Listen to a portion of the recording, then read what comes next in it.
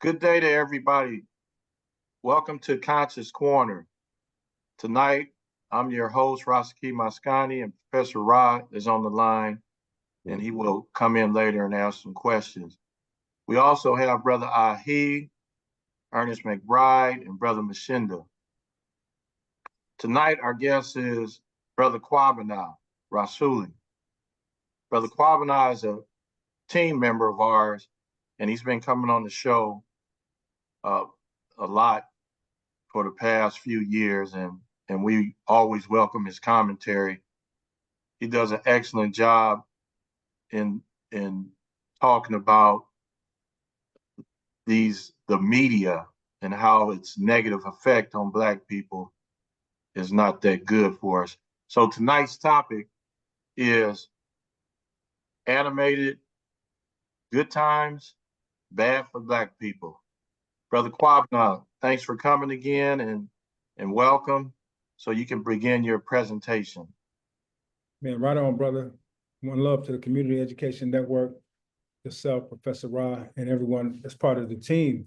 And appreciate you having us on again tonight to talk about this issue, this serious issue. I'm working with CMOTAP. CMOTAP is the Committee to Eliminate Media Offensive to African People. And it was March of 2024 when we first saw the trailer for Good Times, Black Again, Good Times, the iconic television series that debuted in 1974. So it was 50 years old when they brought it back out again. But they brought it out as an animated minstrel show. Just cut to the chase, it was an animated minstrel show. When they brought it out, hardly nobody liked it. The ratio of people who liked it as compared to disliked it was 10-1 from the beginning. You know, it's up to right now where 8,000 plus people give it a thumbs up, 80,000 give it a thumbs down. It is horrific. CMOTAP, we contacted Dr. McIntosh. We've been working with them as part of the Clear the Airways project, periodically also to try to get this violent, vulgar, ridiculous, drug-laced, misogynistic, self-hating music off the radio that specifically targets the young African masses. Those of us who are a little older or more mature, we don't hear none of this crap. But our children constantly get inundated and bombarded with this horrific brainwashing propaganda that they put through this music. That's again, is just so horrible. So CMOTAP launched a campaign addressing this. I talked to Dr. McIntosh early on. He said, I was like, man, we got to get on this. Nobody likes it. I was like, we're gonna knock this out real quick. He said, no, bro, you got to be ready in this for the long haul because we know how they act. We know how they are. And he's been right. They've been on it they've been putting it out there for a year again, with so many people not liking it, so many podcasts, so many commentaries, so many articles, and nobody likes it. The only one person I saw who liked it was a white dude who was on with his brother, and they were doing a podcast. And he said he loved the character of James Jr. He loved that minstrel show character. So he loved it. But the masses of people just don't like it, pretty much. During our last recent meeting we held this past weekend, we were reminded, we were on the show with Brother Tabiti a while back, me and Dr. McIntosh. And Brother Tabiti had got some clips and some stills from the animated minstrel show. And it showed a clip of some prostitutes, I believe, getting arrested and being thrown in a van. I don't know if you saw that this past weekend. And when Dr. Mack showed it, the girl had her legs wide open in cartoon, and they had her like fuzzed out, you know, I guess like my background is. So you couldn't see her vagina, but this is still, you know, it's like and you should have saw, I looked at my face, because first when I saw it, it was like showing like we're showing right now, and I thought we were live. And I looked at my face, it was just in so much disgust that they would have this on a cartoon and name it Good Times. And actually make it in honor of the 50th anniversary of Good Times, Black Again. So they decided that they're going to do a second season of this. It's supposed to be coming up again on April 12th, season number 2 of this madness. And, you know, we can't take it. We're not going to take it. CMOTAP has, in our latest offensive, we gathered Africans from many different organizations like the December 12th movement, the UNIA. I can't recall the movement out of New Jersey with Brother Larry Ham. And we've had people who were part of AAPRP, people part of the Black Panther Party veterans. So many groups, so many of the hip hop Heritage Parade group. So many people have been out and organizing and fighting against this madness. As you're sharing some of the stuff right now. Here they were. Well, that was for the meeting, but this is where we were at. I believe that was in front of Madison Square Garden or the Barclays Center, and that was on March the 6th. March 4th and March 6th, the Golden State Warriors visited New York. They played at Madison Square Garden, I believe on the 4th, and then on the 6th, they were at the Barclays Center. And so the brothers and sisters met them out there and demonstrated wholeheartedly against them, chanting, Steph must apologize. Same thing 2 days later at the Barclays Center. So we had a great showing at both those events. We know people saw it, people heard them, people know what's going on. Prior to that, at the beginning of February in Los Angeles, we had some comrades out at the Crypto Arena when Golden State came to visit, came to play the Lakers. And 2 days later, they were in Chicago, and we were out in Chicago at the United Center with bullhorn in hand and posters demonstrating there. Now, those events in LA and Chicago weren't as well attended as the ones in New York. We did those on a little shorter notice. But on April 3rd, on a Thursday, 6:30, we will be meeting once again at Crypto Arena in protest of the NBA and Steph Curry and their involvement, Steph Curry's direct involvement in this animated Beyond Minstrel show, Good Times Black Again. And we've talked about this several times before, but some people may not have heard what this show is all about. It is a cartoon that uses the characters of the family from Good Times and pretty much has it like they are. They're in the same apartment number of the high-rise Cabrini Green apartment, which, by the way, has been torn down and gentrified. Steph tried to say it's an updated version, but that area has been gentrified. It's been torn down. It's near North Chicago, near north side of Chicago, just beyond downtown, an area that's coveted. And so they did what they do, gentrified it, and they're going to still depict us living in there like this. Also, what they have in here, they have a 2-year-old baby, like the young boy or the young man. Well, look, Mike would say that's a racist word. What did Mike used to say about boy? Boy is a white racist word. Well, the young man, the child, the youngest one in this particular family, instead of being a militant midget like they used to call Michael, is a drug dealer. And he's a 2-year-old toddler dealing drugs in this cartoon. His daddy has kicked him out the house. When he sneaks into the house, well, actually, when he gets around his mama, her breasts start lactating. If he's on her right side, the left nipple will it'll get moist. Or the right, or on the right side, and vice versa. This is what they got depicted in the show when the boy comes around, when they're looking for him. When the young man, when the baby comes around, the baby's at the house, and the daddy's coming home, so the baby has to rush out and leave. The mama sticks a Glock in his diaper. He wants him to protect themselves. He's been shot at by 3 baby rappers: the baby, Lil Baby, and Baby Baby are shooting at him in this cartoon. Just totally ridiculous. Remember I was talking about the white boy who liked the show. He liked the character Junior. Junior is the one who's in the 10th grade but can't pass the 10th grade. So in order to get him to pass the 10th grade, they have a talk with the teacher, and the teacher is, I think it's Wanda Sykes' voice. She has a pack of cigarettes in her pocket. No, it has a flask, so she's drinking at school, and she talks about, well, let me see his feet. Maybe he should try OnlyFans because he can't make it in school. This is the porn stuff that she's talking to high school child about. The same woman, the same child still can't do nothing with his grades, so they take him to go get some pills to make him smart. And so when they take him to go get the pills, it's to no other than Chief Keef, who Chief Keef, if you don't know, is the poster child, or was the person that they use to bring about what we call drill music. Now, rap music was already violent decades before that. It got violent and crazy. This was around 2009, 2010, sometime around then, when they introduced to the masses Chief Keef from Chicago.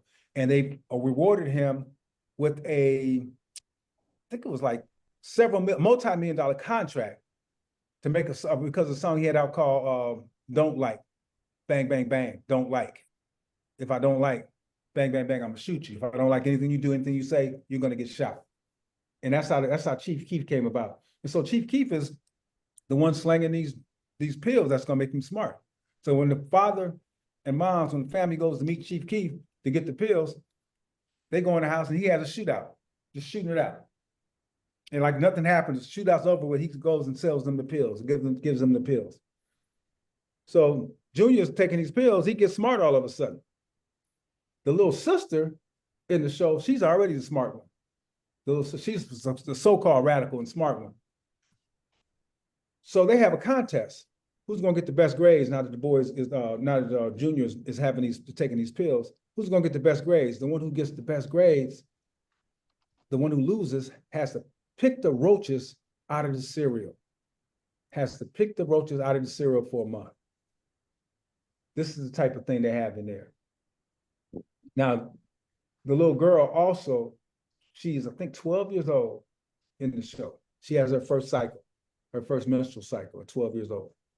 They depict her in the bed, laying down with blood coming between her legs. This young lady goes to school and ends up using the menstrual blood to write on the board and write 2.2 plus 2. Dr. McIntosh points out that she's 12 years old, and that's what you got her writing on the board, 2 plus 2. So she's writing that on the board, and then she takes the menstrual blood and throws it on her classmate, throws this blood on a classmate. And this is what Steph Curry is the executive producer of. This is what Norman Lear, who's been gone even before the show came out, this is what he was executive producer of, and also one Seth MacFarlane. There's so many examples of how ratchet and horrific this is, and it's really embarrassing, and it needs to be stopped, and the people have been demanding that it be stopped, and they have not stopped it yet. Now the NBA, the National Basketball Association, we're challenging them also because they're complicit in this. They haven't said, as far as we know, anything to Steph Curry about this, about his executive producing credits with this. Mind you, a couple of years ago, when Kyrie Irving simply thought that it was that people should check out this video, he tweeted that, and all hell broke loose. He was suspended by the NBA. He was made to apologize. He was fined. He was made to meet with these other leaders, or these leaders of these organizations, these Jewish organizations, of which at least a couple were offended by this. Just that he tweeted that people should watch this. This is what the NBA did to him. When it comes to someone producing a video or a cartoon where N-bombs are constantly dropped, while women are called B's and H's, where babies slinging drugs, these depictions is okay. It's okay. And the people have shown their outrage, but yet still they do this. Adam Silver, who's the commissioner of the NBA, he's one of our targets. The NBA basketball games, as you can see, have been one of our targets. Netflix is the station that it's airing on. On June 5th in New York City, the corporate offices of Netflix, there was a protest demonstration held there. It was attended by dozens.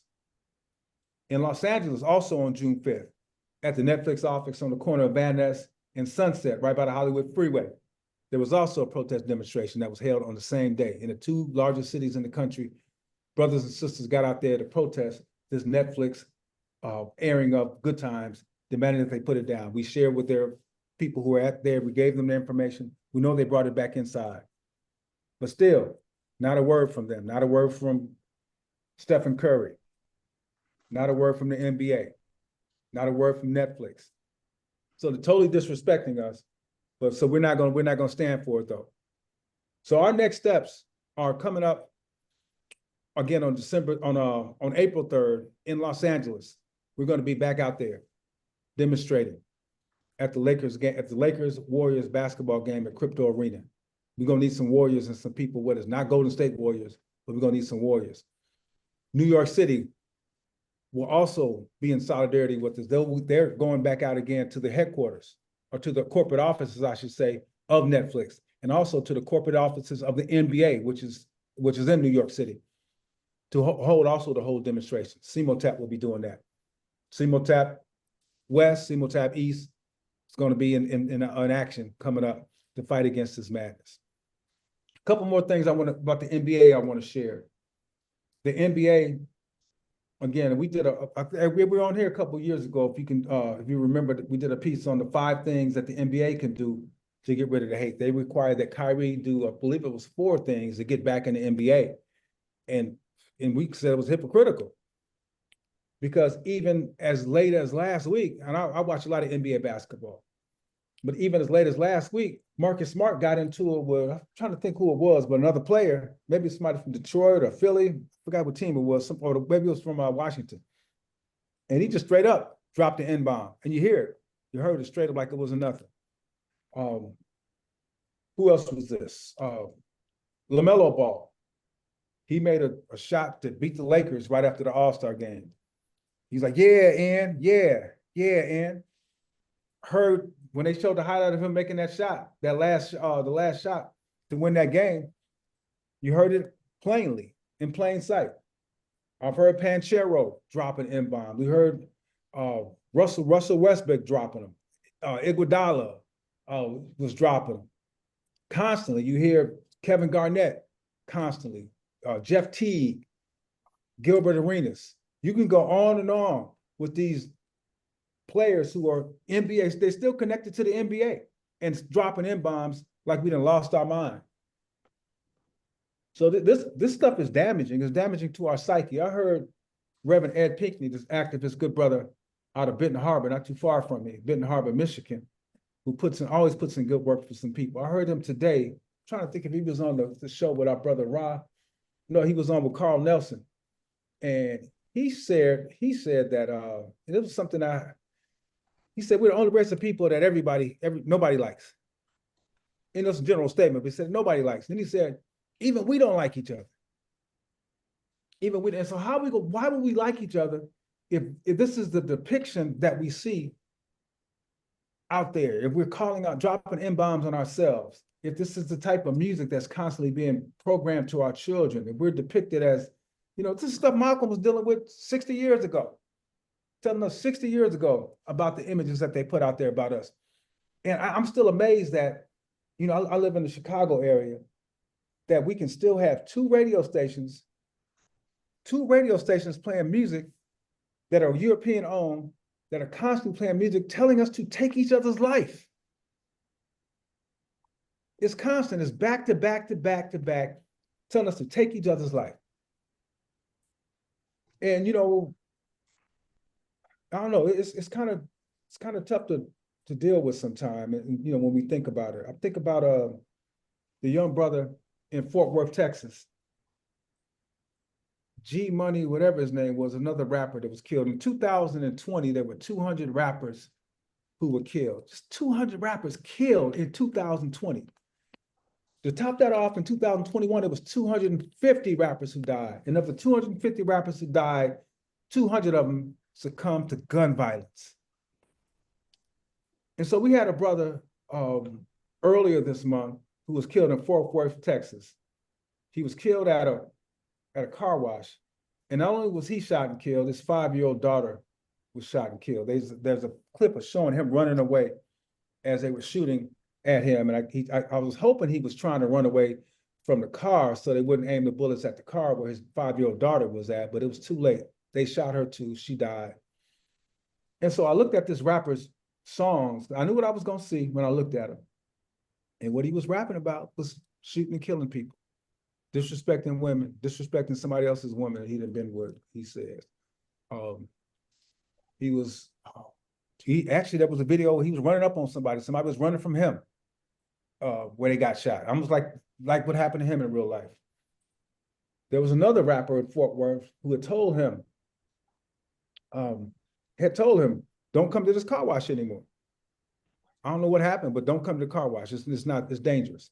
So I'll go to his song. Now, this other guy, the one who got killed, I listened to his rap, and he had some flow. He could flow a little bit, but everything was, again, horrific. Drug slinging, killing, N-bomb dropping, disrespect. But I look at the other rapper who told him, don't come back to the car wash. Same thing. He wasn't as good of a rapper as the one who got killed. That was a personal opinion on if you think people can rap or sound, whatever. But he was rapping the same thing. Drug slinging, shooting and killing people, disrespecting women. And there was a talk about these brothers from Fort Wayne, and brothers like, yeah, these Fort Wayne, he dropping N-bomb. These Fort Wayne ends is crazy. They wild. And he kept pointing out how wild it is in Fort Wayne. And the brother who was rapping with him, or who was on the call with him, he said, man, that ain't just Fort Wayne. It's all over. It's all over. It's all over. And when you look at one of the main groups who are putting this crap out, let me point this out too. So there was 2 guys that got arrested for shooting the rapper and his 5-year-old baby. And they were looking for him for a few days. And this, again, is in Fort Worth. So we shared, yeah, y'all looking for them, but y'all need to go get Sir Lucian Grange. You know where he is. Sir Lucian Grange is the president, CEO of Universal Music Group. Universal Music Group is the same record company that our sister Angie Stone was complaining about before she passed in December, about how she couldn't get her royalties from them. All the stuff she wrote, she was not getting her royalties. Now, they got money because Sir Lucian Grange, I mentioned LaMelo Ball earlier, he just paid Jello Ball $8 to $13 million for a song entitled Tweaker. A song which, again, drops N-bombs galore. A song which talked about putting holes in you, spinning the block. A song which Jello, who, by the way, was invited to perform at the halftime of the Detroit Lions playoff game. What is his connection to Detroit? He's out of LA. I say he jinxed Detroit. I was kind of rooting for Detroit this year a little bit. They got him to go perform, I guess Lucian Grange or whoever got him to perform at that playoff game, and they lost. And then to top it off, they had him come back and perform at the NBA All-Star game. At the NBA All-Star game. And when he performed at the All-Star weekend, I should say, in San Francisco, where Steph Curry plays, by the way, you don't hear all the N-bombs dropped in the song, but what you do hear is him rapping, his trust is in God, his Glock, and cash. He said cash or money. God, his Glock, and cash. This is what he raps at the All-Star game, and you can hear it. There's no beeping out. He didn't not say those words. So my buddy Rick pointed out when I was talking to him about this, he said, man, wait a minute. Say, didn't they just suspend for like twice, and the last time was like for the rest of the season or something, John Morant for gunplay? John Morant was listening to an NBA YoungBoy song and playing with a gun. I think he was with some stripper sometime and had another gun. That's not in our culture, the NBA says. And so they suspend this dude, but yet they got at their All-Star game, Jello Ball talking about his trust is in his Glock. This same Jello Ball who got this, again, $8 to $13 million contract from Sir Lucian Grange. So we said, hey, go find Sir Lucian Grange. He's ordering these hits. And that pun was intended. Rappers use a lot of double entendres. Yeah, we said he ordered the hit on that little baby and his brother in Fort Wayne. And we also said, go get Bob Pittman. Bob Pittman is in charge of what used to be known as Clear Channel, but now they're iHeartRadio. And we just earlier heard us lament about these European-owned radio stations, conglomerates in the Chicago area that push this kill African people music. You heard us lament about the 2 stations there. One is the iHeart, we call them No Heart station, WGCI. The other is a station called Power 92.3, WPWX, the Crawford Broadcasting Station. Crawford Broadcasting, by the way, they're a religious and conservative talk station all around the country. But when it comes to Chicago, it's WPWX, Power 92.3. It's amen. I'm finna kill ends in the building. Amen. It's God. I'm a God in the hood. My chopper make an end hop a 10-foot wall. That's the gospel they give us in Chicago. Was preached from a young dog who died at a cookie shop, was gunned down at a cookie shop in Memphis. His song called Preach. Again, like Jello, his trust was in his gap. That was one of the lyrics of that song. He's the preacher. So Bob Pittman is right there in San Antonio. Either they're in Austin or San Antonio. I think Clear Channel's headquartered or iHeart's headquartered in San Antonio. So go right down there to San Antonio, pick him up. He ordered these hits. They got 28 stations. Last we checked, No Heart Radio, iHeartRadio had 28 stations located in containment areas, quote my brother Diallo, containment areas where Africans are struggling to survive in the United States, and they got 28 stations telling us to kill each other all around the country. And here we have Steph Curry signing on to this and got these rappers, got a twist of high school up in this cartoon.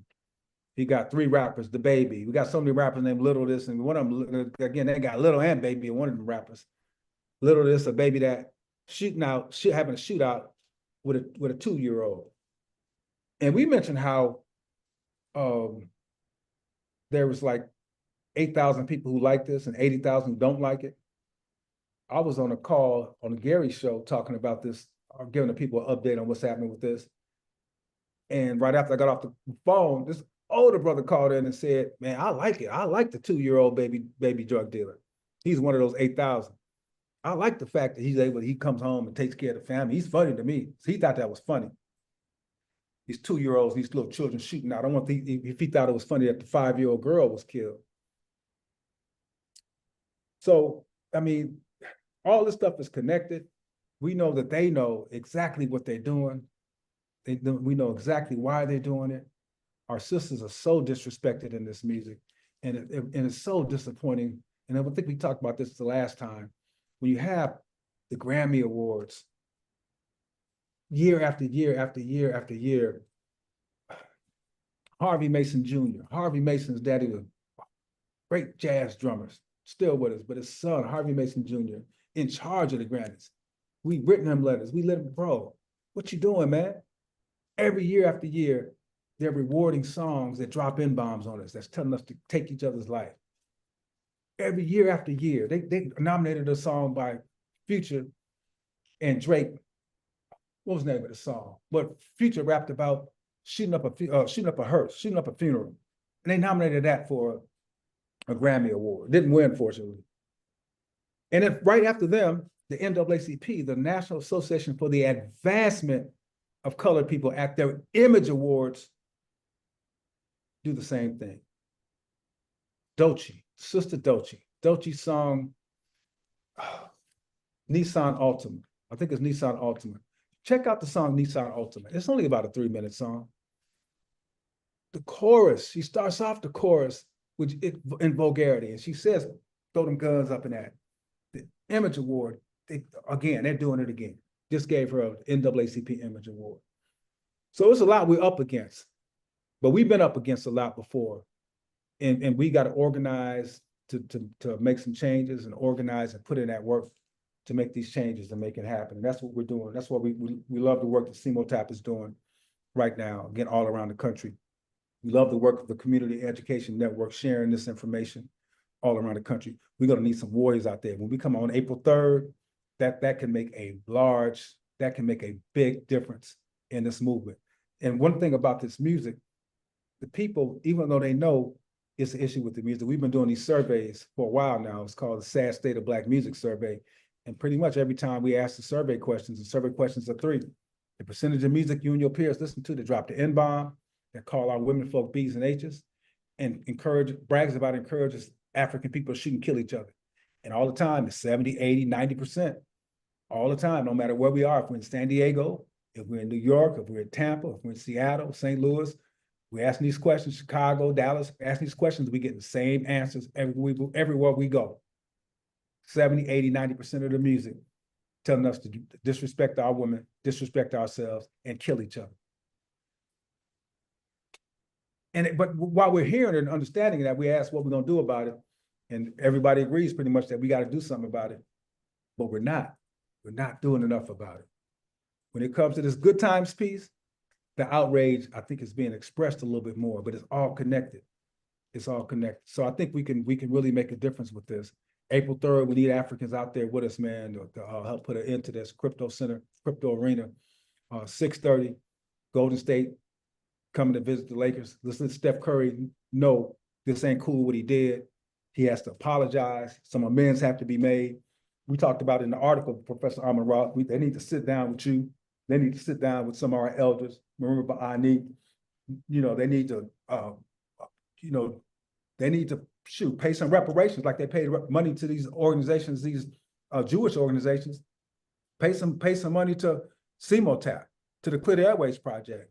Give some money to the Community Education Network to help us build and share this information, to help uplift our people and to fight against this madness that they got out there about us. This is a blatant, obvious attack on the psyche of the masses of our people. And we got to put a stop to it. April 3rd, also New York, we're gonna let the people know what's happening in New York when we get back out at Netflix headquarters and also over at the NBA offices. Got to put a stop to this.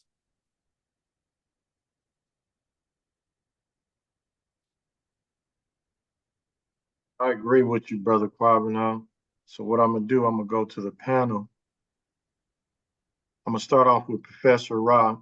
Professor Rahh, are you there, Professor Rahh? I'll come back. Okay, Ernest McBride, you have a question or comment for Brother Kwabena? Yeah, I would just like he says, like, we've been dealing with this for 50 years. Really, we've been dealing with it since the 40s, because I would walk my first protest march when I was a kid, 7 years old in 1944 with my dad, and protesting against black minstrel shows, because that was something that infuriated him, all his life. He could never get over it. And then one thing, and we were doing it NAACP because he started the branch in Long Beach in 1940. But like he said, he kind of got disenchanted with the organization because, like the Rasuli was saying, they've become kind of high tech, instead of dealing with the common people and helping us out, they've got on the bandwagon with these award shows and all that, and then they kind of forgetting what they were forgetting what their mission was supposed to be. So so I agree with him on that, that. But that minstrel shows, I thought we had gotten rid of that because, my dad, he didn't think it was funny. And it was demeaning, to the Negro race. And and that's one thing all his life he talked about, trying to do away with that. So. Okay, thanks a lot. Man, right on, McBride. Brother McBride, if you said you were 7 and 44, make you probably the same age as my daddy, man. So right on, man. Yeah, 38 I was born, yeah. Yeah, and that's crazy. So you said you were protesting against the minstrel shows in 1944. In 1940, yeah. Wow. Because the Long Beach Unified School District, see, that was how they raised money. Is what they'd put on these blackface minstrel shows, and boy, that was the first thing when they organized the NAACP branch in 1940 in October, and the first thing they started attacking was those minstrel shows. And so we were out there at this elementary school protesting, had picket signs and all that, and the police came, and he drove up in the car, slammed on his brakes, and he jumped out of the car And he started walking toward my dad and I, and he said, "What you boys doing out there?" And put his hand on his gun. And I was like about 7 years old, and that kind of freaked me out. But then my dad dropped his flyers and stuff and stepped toward him, and it must have startled him because he stopped and backed up. And my dad said, "We out here protesting our rights as American citizens and human beings is not to be made to look like buffoons with these minstrel shows. And I don't like it. And we're going to stop it. You know, we're going to protest it." And then the policeman said, "Well, okay, but when you guys, you know, a lot of people, when they were coming in the place, we'd hand them flyers. And some of them would read it, and then some just throw them on the ground." They said, "But before you guys, you know, don't block the entrance. And before you leave, make sure you pick up all the flyers." And he jumped back in his car and left. And I said, man, you know, that kind of, when I saw my dad stand up to a police officer with a gun, I'm a 7-year-old, that became my hero from then on. Wow. Right And on. then this guy come out of the meeting, and he said he was president of Long Beach City College, you know. And he said, "Well, what's the problem?" So my dad explained it to him and said, "You trying to make the Negro race, demeaning our race, putting on these shows, and we don't like it. We don't think it's funny." And he said, "Well, Al Jolson and them, well, that's good for Al Jolson, but we don't want to see it in the schools." And so the guy told him, and said, "Well, I'm president of the Long Beach White Ministers Alliance, and if you come to our meeting next Tuesday, and we'll talk about it." And my dad said, "Okay." And my dad went to the meeting. That following week, they barred all the minstrel shows from the Long Beach Unified School District. So that was one of the things he hated that. So Man, what was your daddy's name? Ernest McBride Sr. Ernest, you know, and here we are 80 years later, when we talk about these hip hop art, like Mellow Ball, Jello Ball, first thing I heard when the song came out was that he's going to be playing at one of these major minstrel shows. That's what they are. They have these rap fest, and can't nobody afford to go to them pretty much for white folks. And they'd be there in droves at these fests, watching these Africans disrespect their women. I said it beyond minstrel because, yeah, I don't think the minstrel shows were as pornographic and as violent as these are. And, and it's just, and they just enjoy it. And we know that at the turn of the century, last century, at the turn of 1900 and beyond that, that was the #1 form of entertainment for white folks, was the minstrel show. Man, one love to your daddy, man. Now we are 80 years later and still dealing with this. Still dealing with it. Yeah. Now, when I think about this, it just shows you how much power they have. The system has, where you pay people to demean themselves and to influence a large amount of people to accept their ridicule. It's a heck of a mental thing to turn people out. And a lot of people get turned out behind money. And it really shows you how powerful the system can be, where they just take a people and just turn them inside out in every which way. You have the physical slavery, now you have this mental slavery where people are actually doing it to themselves. And it's a heck of a psychological thing. And that's why we do what we do to combat this. So I'm gonna go to Brother Rahh. Thanks, Brother McBride, for that commentary. Very important history. Brother Rahh, question or comment?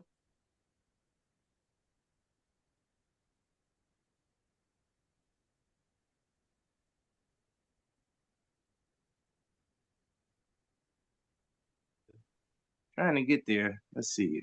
You there? Okay. All right. Yes, brother, I was the last time you were on, and I was trying to watch that program. I couldn't take it. It's specifically when the young girl started her minstrel. I said I'll watch up to this part, but it was just so distasteful, and it was just gross, and I tried to talk to some of the young people that I know, you know, some young guys that are like in their early 30s, and they are not really that familiar with it.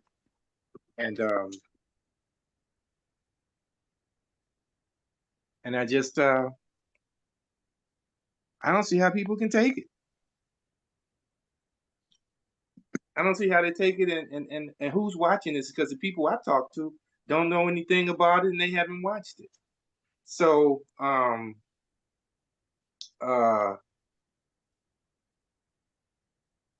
just didn't have the patience, and I just didn't have the desire to watch any more of it. And it was very distasteful. It was gross, and it was just beyond me. So I understand exactly what you're talking about, bro.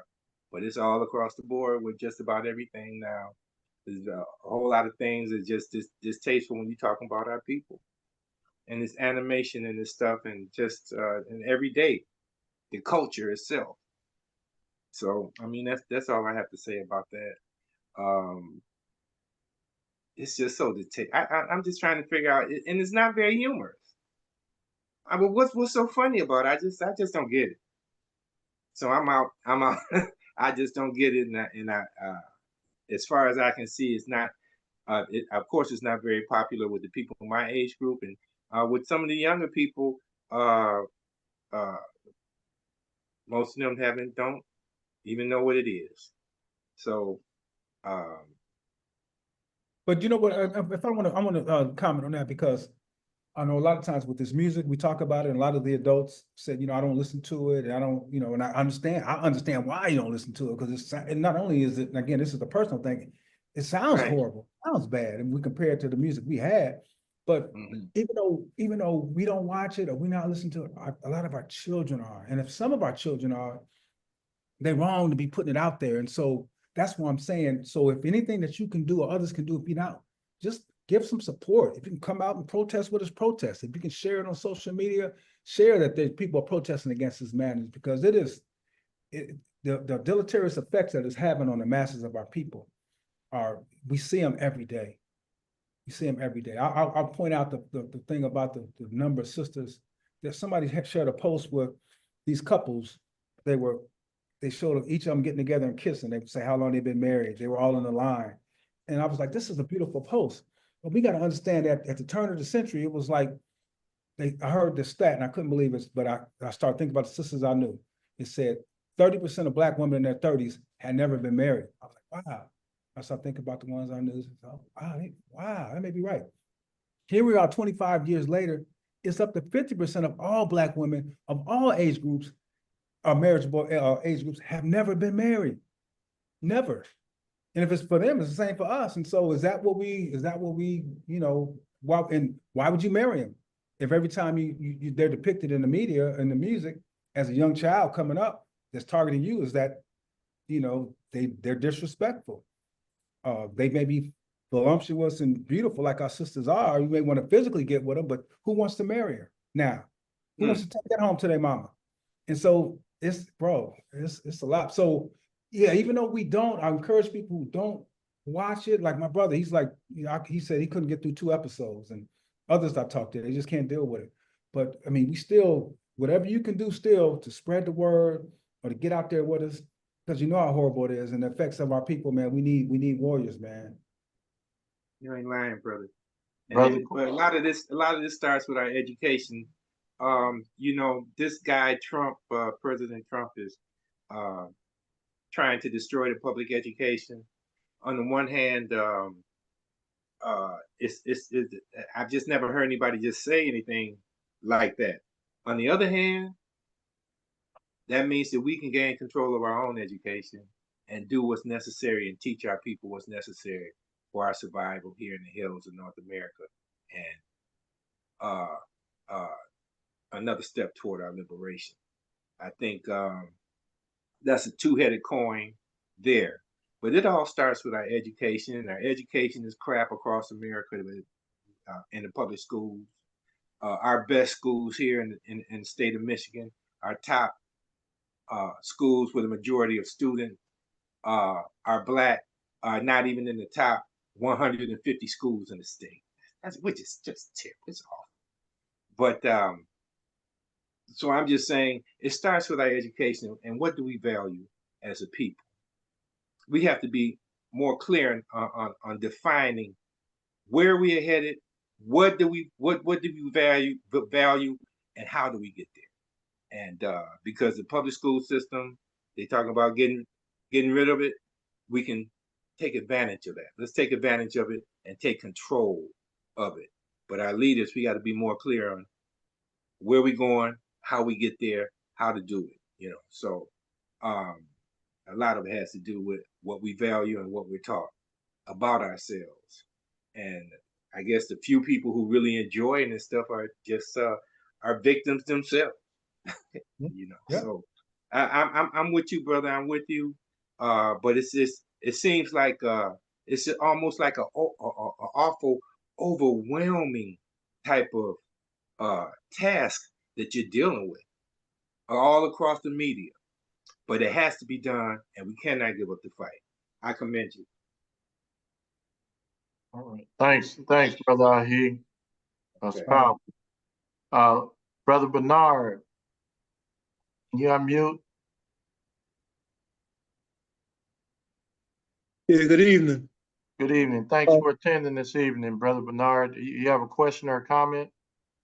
Brother Kwabena? I don't want to say much to take away from the conversations already happened. I work with Kwabena, Clear the Airways project, and I saw that the meeting was taking place online, so I said, let me dive in. But everything that needs to be said is being said. It's almost depressing, but it's also inspiring, though, to hear that, you brothers are involved and engaged, especially, Kwabena. Everybody's doing what they need to do. I'm in the schools that y'all just spoke of, so I'm talking to these kids on a daily basis, and no lies are being told in regard to the impact that this stuff is having on our kids. I appreciate the history that's being imparted in this conversation, definitely, I know you all touched on, Kwabena was talking about the Lucian Granges, and I think about the Lawyer Cohens and Jimmy Ivines and Clive Davises, who did the exact same thing to the Arethas and the Angela Bofields back in the day. And what's the tall drink of water? Betcha by golly, wow. Phyllis Hyman. Phyllis Hyman, thank you. I love her. Man, she had one of the toughest voices in dealing with it. But it's just funny how they all wound up either drugged out or dead when they were standing up, and now it seems like we just submitted now. They offer more money, so everybody just like, what do y'all want us to say? You want us to say N words and B words all over the mic? We got it. But we got to continue to fight. Kwabena, man, we appreciate you, bro. For real, for real. And anybody else on the call that's doing this fight too. Right on, comrade. Now this brother wrote the book, Who Stole the Soul, the Weaponization of Hip Hop. And I thought about him earlier when we were talking, and I mentioned the Chief Keef. Now Chief Keef is depicted in this cartoon, this Minstrel Show cartoon. And he has a picture in this book of Bobby S.H. Murder. It's Bobby Shmurda, but S.H. Murder, and he had the Bobby Shmurda dance, however you do it, that Drake popularized one day. But he goes in front of, I think, Epic Records, and gets on a table, and does this minstrel show, dropping N-bombs called Hot N. He hot because he didn't shot him and killed him. And he snitched on himself. He told on himself and went to jail for like 5 or 6 years, something like that. And now he's gotten out. They chewed up all the sweet out of him and spit him out. And I don't know what Bobby Shmurda is doing now, but just that's what they do, man. And it's, I guess he should be lucky to be alive with all this going on. But yeah, but y'all should check out that book, man. Who Stole the Soul, the Weaponization of Hip Hop. Appreciate you, man.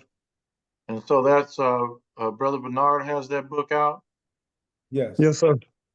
Okay, yeah, I want to check it out, and please, Kwabena, give me the information so I can get the book.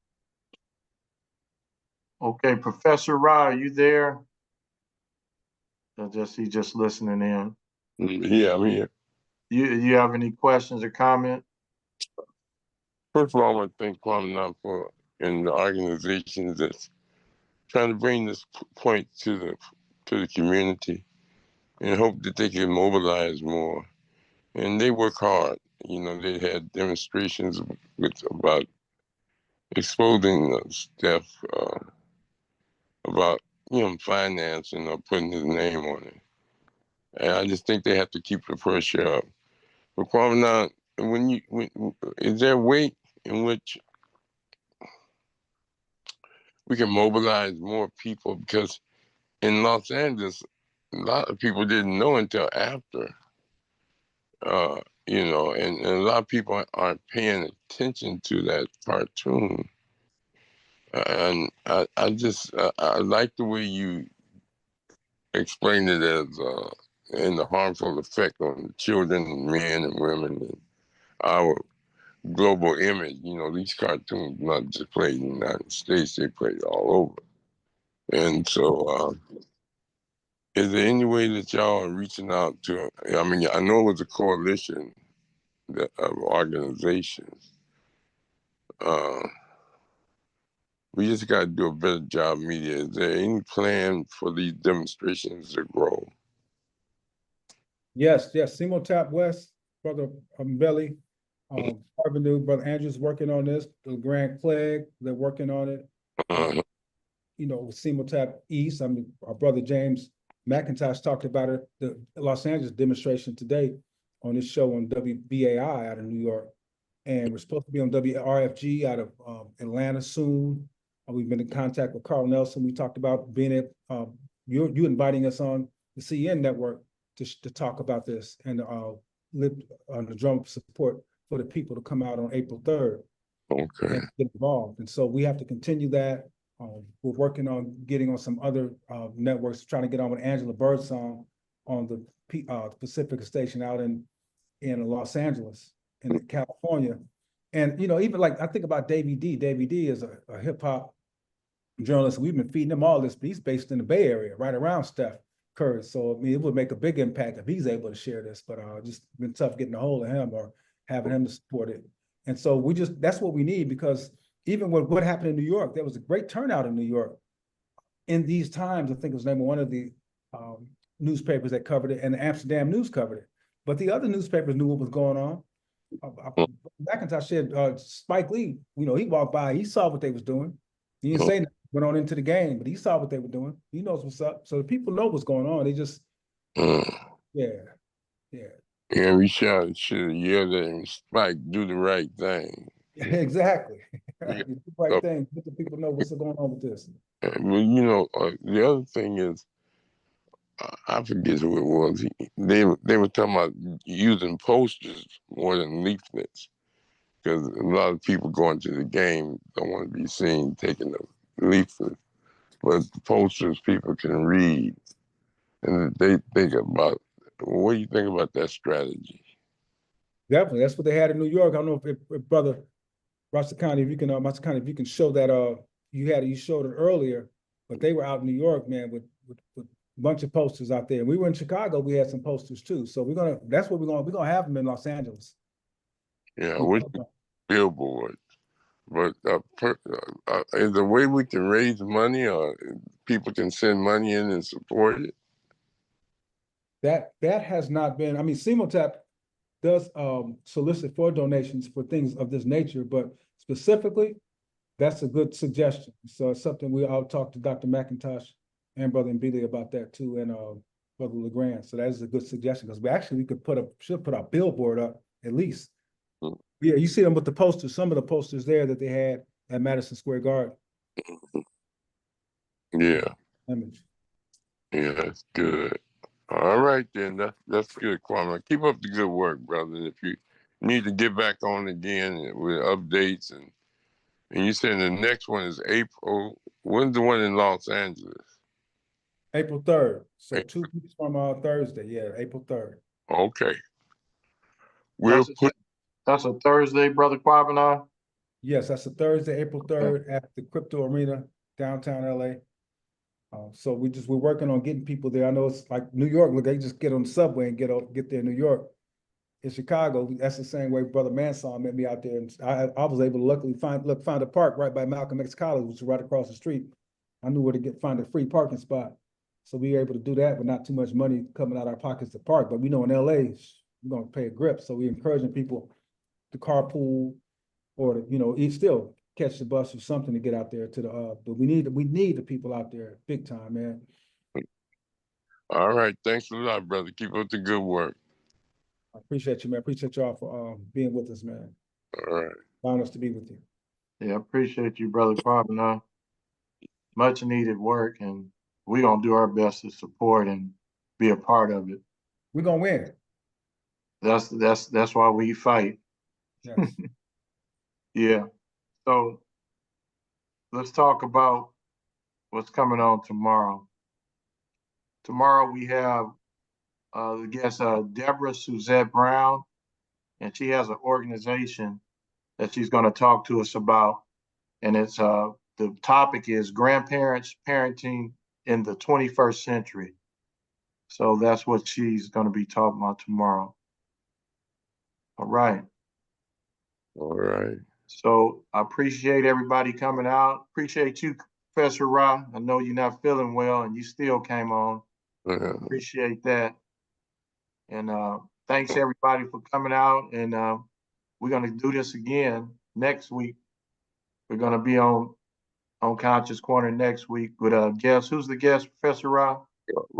Robert Johnson, who wrote the history of Compton. We're going to be talking about,